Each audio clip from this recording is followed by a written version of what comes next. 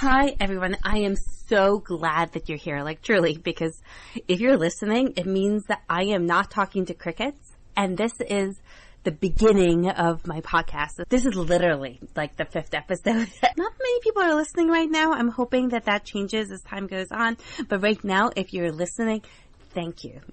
If you right now are listening and you want to get as interactive with me as possible, I am here for you. I'm going to be doing weekly Instagram lives. You have questions, I will answer them specifically for you because otherwise I'd rather talk to you than be talking to some crickets.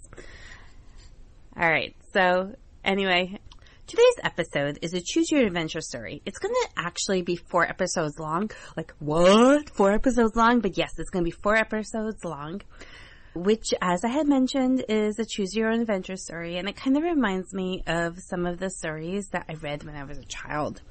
It'd be stories where, like, part of the episode was given to you. You go a little bit into the story. You read what was going on. And then you have a choice to make regarding what you wanted the people in the story to do next or how you thought they would feel next. You had to make a choice somehow for the people in the story. And it's going to kind of be like that with this story.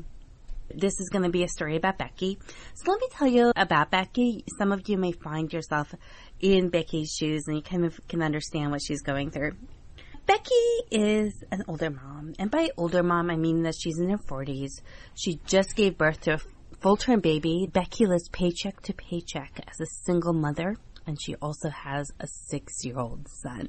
Becky had something unexpected happen to her during this baby's birth. The unexpected thing was that while her full-term baby was trying to be born, she wound up with an emergency C-section or cesarean section. And that's a pretty major surgery. But that's not the only thing that kind of happened to her during the delivery and after the baby was born. The other big thing that happened is that try as she might, she just could not get the baby to latch on and breastfeed well. She tried and tried and tried different positions with the baby and nothing really seemed to be working perfectly. And yes, in case you're questioning it, a lactation consultant did visit Becky while she was in the hospital. Again, these lactation consultants, their job is to kind of help a mom to figure out how to breastfeed. The lactation consultant visited with Becky in the hospital, but it was a busy day in the hospital, and she wasn't able to see her for too long. She saw her every day, but it was only for a few minutes, and not every time that she saw her that the baby wanted to breastfeed. And then, just like every other mom who goes to the hospital to give birth, eventually Becky was discharged home. But she wasn't just discharged home and told good luck. She was discharged home with expectations to come back to see the baby's doctor. So either the family doctor or the pediatrician, I can't quite remember. But anyway, she was asked to see the doctor and to kind of check up on how the baby was weighing. And that's kind of standard of care. About 2 to 3 days after the baby leaves the hospital, the expectation is that there's a doctor visit to check on weight and to see how the baby's doing. So Becky tried to figure out what to do with her 6-year-old son. Well, she went to see the baby's doctor, and the doctor took the baby's weight. Of course, like doctors take baby's weight. Anyway, the doctor took the baby's weight and mentioned kind of matter-of-factly that the baby had lost about 12% of body weight. The doctor also said, and I'm going to try to do this in doctor speak. So anyway, the doctor said, get yourself to a lactation consultant right now. If you do not, and the baby does not gain a significant amount of weight within the next 3 days, when you come here again, I'll be sending you and your baby to the hospital. Oh boy, for Becky, that was pretty scary because, again, she was just still recuperating from her surgery, the C-section. She had her 6-year-old son. She had to figure out where to place him while she went to the hospital. And just the thought of going to the hospital was really hard for her, especially because of everything else that was going on with her life. What would you do? What would you do in Becky's situation. If you went to the doctor and the doctor basically said that the baby has lost too much weight and will need to send the baby to the hospital, how would you respond? I'm going to go through that with you. If you know a story like this, or if this has happened to you, what would you do? And this is where the choose your own adventure story part comes in. I'm Dr. Evka. I'm a mom to a young child who fed reluctantly. I remember feeling so scared and so alone, as it was hard for me to find the answers to my child's feeding difficulties and to improve the feeding. Fast forward past many doctor's visits, lots of reading, multiple certifications on various aspects of feeding, and many feeding therapy sessions with me as the mom, you'll see a mom and a child who's come a long way in the feeding department. Life is so much less scary. I have so much more powerful knowledge regarding early childhood feeding. Feeding has become easier. I have more of my life back, and I created this Feeding Made Easy podcast as I want you to have actionable, simple, step-by-step strategies so that you don't have to feel as scared or as alone as I once did. If you have questions about nutrition and picky eating, if you have a child with lots of symptoms but no good solutions regarding why feeding seems more difficult than you'd expect, if you have a diagnosis but do not know where to get more good, actionable, step-by-step information, you're in the right place. Let's get learning. Just remember that this material is for educational purposes only and represents my personal opinions. I'm not your doctor. If your doctor has specific medical concerns, please talk to your doctor and see them in a timely manner. All right, just want to let you know that this episode is sponsored by my Instagram page. I am actually so glad that you're listening to this, a podcast. You're listening to episode 5, and right now the number of listeners I have is pretty small. So you have my full attention. I don't know what it's going to be like a year or two from now, but at this point you have my full attention. So I'm going to be offering question and answer sessions every week on my Instagram page. And that Instagram page is Dr. Evka. I'm going to link to it on my website, and you can reach my website through feedinghandbook.com or to drevka.com. You get to my Instagram page, and every week you can dial in and ask your questions, and I'll answer them right there on my Instagram show. And I'll go over that with you a little bit more, but again, just if you're listening, I'm so glad that you're being a listener. That means I'm not talking to crickets. Yay! And I really just want to be out there helping you. Anyway, back to my story regarding Becky. Here's a mom who has had a C-section and she's recovering from surgery. She still has post-surgery pain. How would you feel about Becky right now? If you were in Becky's shoes, how would you be feeling? Am I right to think that you would think that this part of your life is a little bit hard? By a show of hands, how many of you validate how Becky is feeling? I know. I'm asking you to raise your hands, even though I can't really see you. I can just kind of pretend I'm seeing you. But how many of you would validate what Becky is feeling? Or how many of you can understand what she's going through because something similar has happened in your own life, where you got back from the hospital and you went to see the baby's doctor, and the doctor said that the baby has lost too much weight. It can be hard for a mom to get the support that she needs when she's a single mom like Becky. It can be hard for a single mom especially. It can be hard for any mom, but it can be hard for a single mom especially, and one that just gave birth. It is such a contrast from someone who has undergone another type of surgery that is not a C-section. In these other surgeries, the expectation, especially if you have friends or family that are helping anyway, the expectation is that you take care of yourself and rest. At the very least, you should just kind of sit there and rest and recover from the surgery. Not so much when you have a C-section, because your life is also about taking care of the baby. You have to feed the baby. You have to take care of the baby. So even though you're recovering, your responsibilities are still to that baby. And often moms are told when they leave the hospital, that, especially if they're breastfeeding, that they're supposed to feed the baby every 2 to 3 hours around the clock. It doesn't matter what else you're doing. You're feeding a baby every 2 to 3 hours around the clock. So it's a little bit harder to find the rest in between. Now, some of you may be an international audience. Some of you may be not from the United States. And things may be a little bit different in your country. I know of some countries and perhaps some regions in the United States where society thinks of things a little bit differently, where the whole community goes in and celebrates the birth of this baby and helps the mom.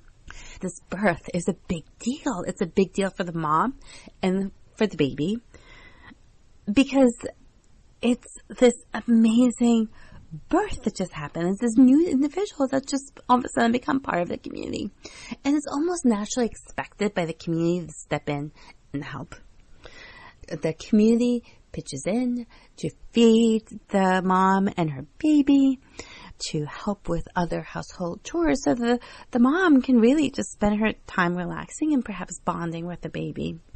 But in other places in the United States, or if the family and the community really aren't there, elsewhere, or wherever that is, it can be hard to be in a place like Becky. It can be hard to be that single mom without a lot of support, especially when you have an older son and you're trying to help him and you're living to paycheck and you're just trying to make ends meet. Unfortunately, not every mom in the United States gets a huge amount of support after giving birth. The expectations for Becky after giving birth are to do so many things that are not just about taking care of herself or her baby. Even though she was just in the beginning stages of truly recovering from her C-section, because it takes weeks to recover from a C-section. Even though she was just in the beginning stages of it, without much support, Becky expected to do so much more for her family. She still needs to cook for her older son and do things around the house. She's also currently not sleeping because she's spending her time breastfeeding. She's up all day and up all night, breastfeeding the baby. And trying to figure out how to do it when it's not going so well is hard. And then, on top of that, she goes to see the pediatrician. And the pediatrician says, you know what? If the baby doesn't gain enough weight, you're looking at taking you and the baby to the hospital. How would this make you feel? What would you do in that situation if a baby doctor, so a pediatrician or a family doctor, told you this? I'm going to give you some options of how you'd be thinking or what you'd be doing.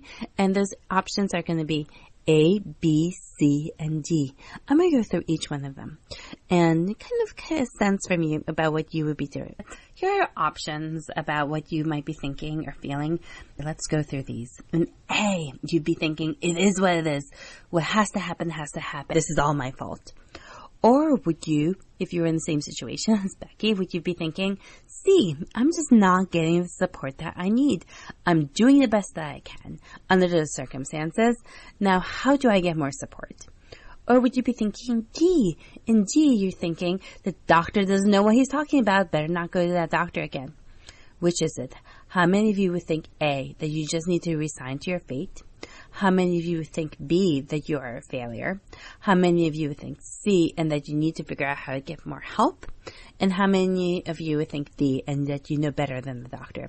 Which one would best describe you if you were in Becky's shoes? If you chose A, you are resigning yourself to your fate. Perhaps you think of the Serenity Prayer, which says, God, give me the serenity to accept the things I cannot change, the courage to change the things I can, and the wisdom to know the difference. You try to find peace in the fact that you cannot control many things in your life, and this may be one of them. So with option A, you'd almost go ahead with what the doctor said, that you would continue trying to breastfeed like you have been. You will go back to the doctor with your baby in a couple of days, and if the doctor said that it's time for the baby to go back to the hospital and you're going back to the hospital with the baby, then you would just go ahead and do it. So that would be option A. If you choose answer B, then you just gave a positive answer to the Edinburgh postnatal depression scale. To the question of whether you blame yourself unnecessarily when things don't go your way, your answer would not be that you never do this. The postnatal depression scale is a tool for identifying postpartum depression in mothers who just gave birth. It's one of the first depression screenings given to mothers after they deliver a baby. It doesn't diagnose depression. If a person scores positive on it, they are given additional questionnaires regarding depression. Hopefully they are offered more close monitoring or additional help depending upon how they respond. Let's just kind of go over the questionnaire in case you've never seen it before. So it's a series of 10 questions, and they're graded from 1 to 4. The option of 1 would mean that you never feel a certain way, and an option of 4 is that you'll just about always do. Grading means that you figure out where your answer is, and that potential grade of answers depending upon how frequently something's happening to you. It's almost like a pain scale. When your doctor asks you about pain, they may ask on a scale of 1 to 10, how is your pain level? 0 means no pain, 10 means absolutely severe pain. In the same way, on the postnatal depression scale, you're asked about how often you're having specific symptoms. And those symptoms fall into a couple of categories. One of those categories is just making sure that you're safe. So one of the things that the depression scale asks you is whether or not you're thinking about harming yourself or potentially someone else. Then the depression scale also goes into like symptoms, like how is your mood? For no good reason, have you been feeling more anxious or worried or scared? How is your mood? Are you having difficulty sleeping? Are you feeling miserable? Are you having a difficult time laughing or finding joy in things? Answers of yes, you feel this way much of the time point towards a diagnosis of postnatal depression. One of the other questions has to do with blaming yourself unnecessarily. And that was one of the questions I had asked you. Would you blame yourself unnecessarily for having such difficulty with breastfeeding your child, even though you're trying your very, very best? And an answer that you are blaming yourself not necessarily may point towards postnatal depression. Now, there's a large number of women who, after giving birth, develop postnatal depression. I almost think that it's more of the norm than it's not. It's very hard not to feel any of these mood changes or to feel this sense of depression after giving birth, just because there's so many hormonal changes happening in the body. Before the baby is born, there's all of this progesterone that's rushing through the body, and progesterone is a pretty calming hormone. It just kind of calms things down. The baby is born, the progesterone levels and other hormone levels plunge, and a lot of women feel it. It's like when you develop a PMS or premenstrual syndrome, when you have your menses at the end of the month or whenever you have them. Some women develop these symptoms that happen with their menses. It's just what it is. Postnatal depression, even if it's not diagnosed, so if you don't meet the full criteria for postnatal depression, just those extra moody changes that happen with delivery and after giving birth are pretty normal. Okay, so now we're going to talk about option C. If you chose C, then you are a go-getter. You realize that you just need more support after having just delivered the baby. Perhaps you're even one of those individuals who knows where to get support, and it doesn't necessarily even have to be your own family. In my area, there are a number of organizations that can help to get support. One of them is my local Moms Club, and I know that there are Moms Clubs all over the United States. So I actually have belonged to the Moms Club, and when I belonged, I found it to be this support group, and that was kind of brought together by this idea that there's a sisterhood between children, motherhood, and the community. In my area, as well as in others, moms volunteer to make meals for other moms who just had a baby.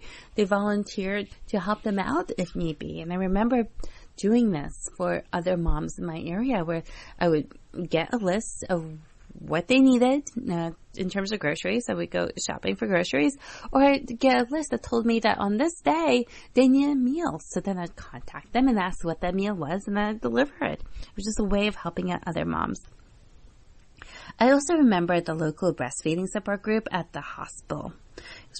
When I used to go there every week, the lactation consultant would be there as well. She'd be talking to us and checking in to see how the babies were doing their breastfeeding. It was a free service provided by the hospital, and it's often offered by hospitals, especially hospitals that say that they're baby friendly.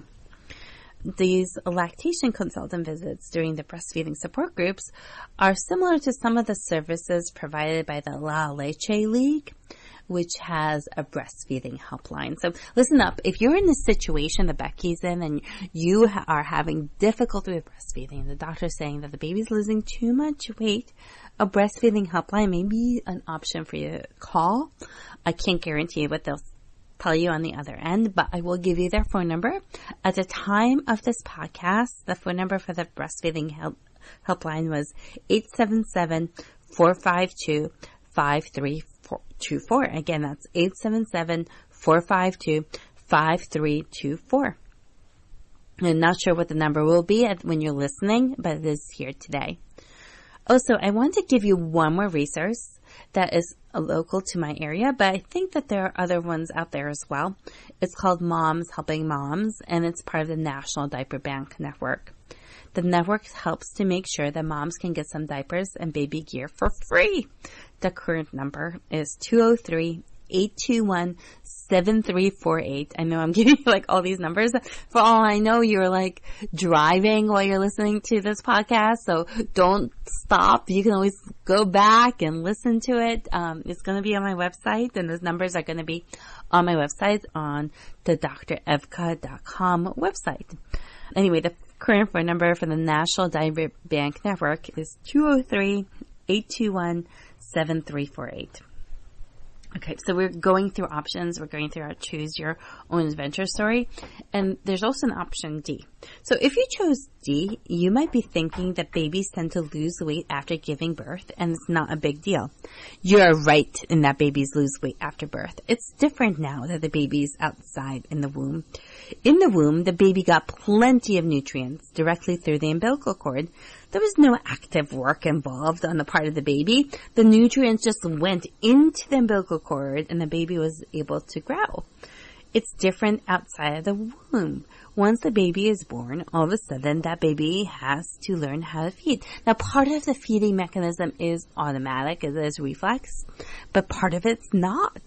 Even if some of it's reflexive, the baby has to learn how to use their mouth in just the right way to be able to suck in a way that allows the breast milk to leave the breast and go into the baby's mouth where it can be propelled further along the digestive tract. But also to make sure that the milk doesn't go in the wrong place, that it doesn't go towards the lungs instead. You do not want the liquid in the lungs. There's a lot of things that go into feeding. Once the baby's born, it's no longer a passive process, it's an active process. Some of it is reflexive and some of it is learning. At the same time, not all moms produce breast milk at the same rate. There are some moms who just take a long time to develop enough breast milk for the baby to gain enough weight. This is especially true for older moms, moms who had a polycystic ovarian syndrome, or mothers who have a C-section. And you remember Becky, she both had a C-section and she's an older mom. So she's at increased risk of her breast milk just taking longer to come in. And if there's not a lot of breast milk, there's not a lot that the baby can ingest. If you just take longer for all the hormones involved in breastfeeding to be able to figure themselves out, then that first time when you see the baby's doctor and they get weight, the doctor might be like, the weight seems a little bit more than you'd expect. For all of those of you who chose D, while you are right that maybe babies do lose weight after birth, it's a little extreme to also say the doctor doesn't know what they're talking about, better not go to that doctor again. This kind of thinking can hurt you. Here are two of the ways how. First, it is standard of care for a doctor to be concerned about a newborn's weight loss after it has dropped to a certain amount of percentage points. Standard of care means that a reasonable doctor would behave in a similar way under the same circumstances. This is what happens in the medical setting. So standard of care, the reasonable doctor would think that there might be cause for alarm if the baby's weight has dropped below a certain amount within a given number of days after giving birth. Second, even though babies do lose weight after being born, this can be a big deal. Too much weight loss in newborns is associated with the development of jaundice. It's a medical condition where the newborn skin and the eyes turn yellowish. However, jaundice in the newborn can also lead to more serious medical complications, including toxic effects on the brain. It's best if your baby does not develop jaundice, and babies that lose too much weight are more likely to get it.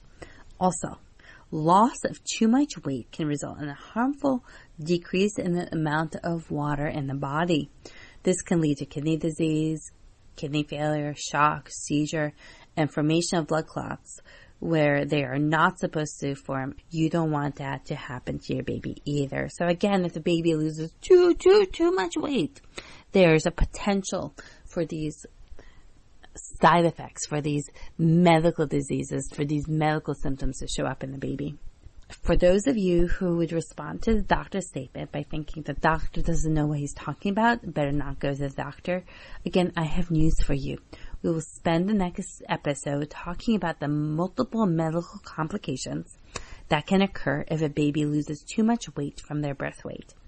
We will also discuss what is considered loss of too much weight and what is not. You may be surprised by some of what I tell you. It might go against what you would normally hear from somewhere else, but I'm just trying to give you evidence about why a certain amount of weight loss may or may not be normal. And what I'm going to tell you may not be exactly what you expect. So listen on to next week's episode. For now, I want to share that ignoring the issue might not be the best idea. It could potentially lead to more harm than good, and we should discuss that. In any case, I'm so glad that you're here, and I can't wait to talk to you again next week. We definitely have more interesting information to share with you during next week's podcast. Sorry to keep you waiting. If you're listening to the podcast at a time other than the fall of 2020, when it is first starting, then you can just skip over to the next episode in this series of weight loss in breastfed newborns. All right, now go get your free items at feedinghandbook.com or drevka.com. I have like 2 URLs that both point towards my webpage. What kind of a freebie will you get? Because again, with most of my podcasts, I'm offering freebies. You will get a freebie about weight loss in newborns, and it's going to be a surprise. So to get to it, look at episode number 5 in the Feeding Made Easy podcast. Just scroll on it, click the link, the URL link if you're on the main page with the different kinds of podcasts on there. Just click the one for that episode. You'll get to a webpage link where I discuss everything about that episode. So I rail down, and at the very end, you'll get access to that freebie. If you want to subscribe to my weekly podcasts and get notification of when they will come, also let me know.